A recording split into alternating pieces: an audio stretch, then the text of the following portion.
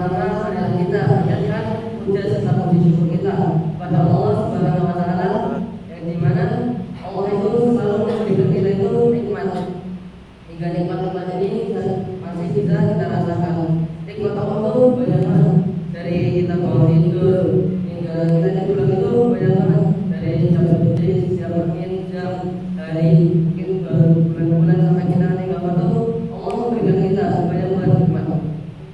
Dan setelah Allah memberikan nikmat itu, Allah masih memberikan kita untuk meminta, yaitu untuk selalu berdoa kepada Allah. Contohnya seperti kita, ya Allah, anak pengen punya ini, anak pengen bisa sama ini, misalkan anak pengen punya mobil gitu, terus anak pengen punya rumah yang mewah gitu, dan lain sebagainya. Nah, yang kedua kalinya, salawat salam senantiasa kita aturkan kepada junjungan kita Nabi Agung Nabi Muhammad Sallallahu Alaihi Wasallam, di mana Nabi Muhammad itu sudah selalu memberikan semua tetes keringatnya, semua darahnya, dan uang dan semua hartanya. Beliau memintakan semua untuk jalan beliau untuk menyebarkan agama Islam. Dan alhamdulillah Islam masih bisa kita rasakan hingga saat ini. Itu yang akan saya bawakan, insya Allah itu itu ada di kata-kata dulu. Pergi ke Tanah Abang beli pagi, pulangnya ketemu Mas Yo. Makan ubur-ubur pakai seledri. Semoga yang datang ke kajian ini mendapat panjang umur dan rezeki. Amin. Nah, terus yang akan saya bawakan yaitu dengan tema tinggalkan kenyamanan, kejarlah masa depan, dan tinggal yang terbaik untuk yang tersayang. Nah, yang pertama itu yaitu tinggalkan kenyamanan. Seperti contohnya ketika seorang penuntut ilmu itu akan banyak meninggalkan semua yang bisa membuat dia itu nyaman.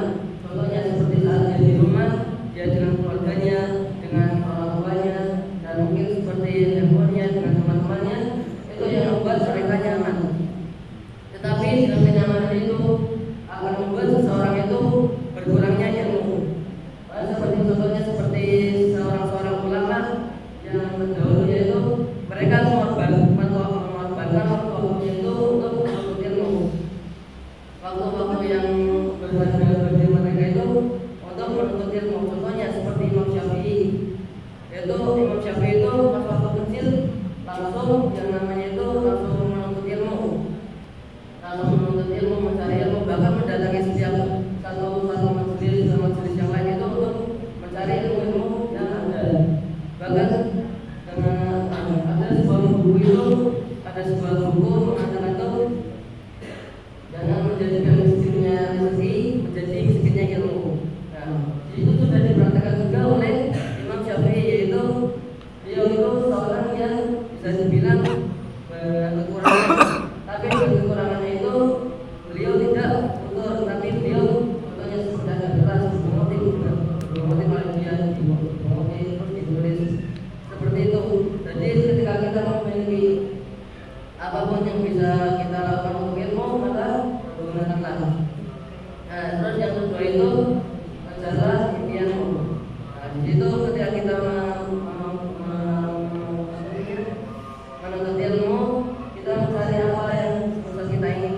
Contohnya seperti impian kita tuh, contoh kayak seperti jadi dokter. Yaitu kita menuntut ilmu, gimana sih cara jadi dokter, gimana sih cara cari obat yang semua obat yang pas, biar kalau orang minum itu sembuh, Cara mati. cacing. Nah, itu gimana caranya?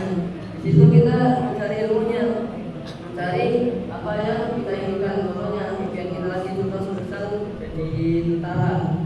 Nah, itu kita belajar cara gimana cara ganteng, Hitam. cara megang senjata. Biar hitam. Kan kalau misalnya cita-citanya mau jadi tentara, nggak tahu apa-apa, mau perang megang senjata, ya kan mati sendiri masakan. Kan harus belajar juga melatih fisiknya dan lain sebagainya.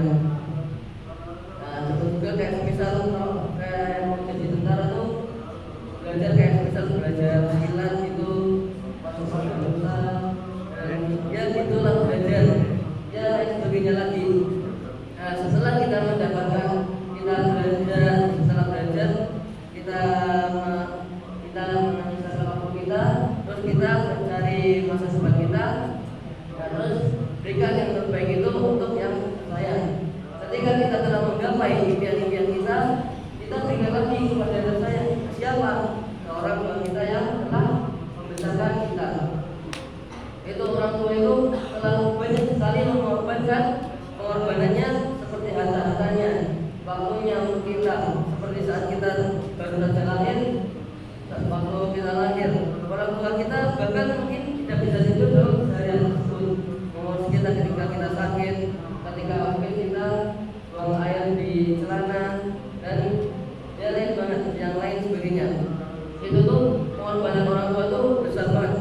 Saking besarnya tuh bahkan ada suatu cerita tuh di suatu pesantren, ya, kalau tidak salah seperti itu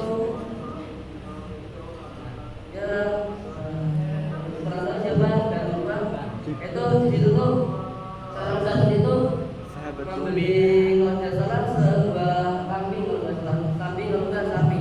Di situ tuh dia belajar jalan terus, berlari terus, dan ketika itu setelah dia berlari fisiknya dapat, yaitu untuk apa dia menguatkan fisiknya tersebut, ternyata untuk menggendong orang tuanya untuk mengiringi Ka'bah untuk umrah, untuk haji. Nah, di situ setelah kawan tersebut dia bertanya, kalau tidak salah itu Muhammad atau Abu Bakar, itu dia bertanya, setelah saya melakukan hal tersebut, apakah saya telah bisa yang namanya menebus apa yang orang tua saya telah lakukan? Bahkan di situ tidak sedikit pun bisa yang namanya mengganti apa yang telah orang tua kita berikan. Jadi di situ setelah impian kita dapatkan, kita kembali lagi ke orang tua kita. Dan semisal kita sudah besar, sudah memiliki pekerjaan, kita kembali ke orang tua kita, ke orang tua kita yang sudah tua renta, sudah tidak bisa bergerak, tidak bisa mencari nafkah.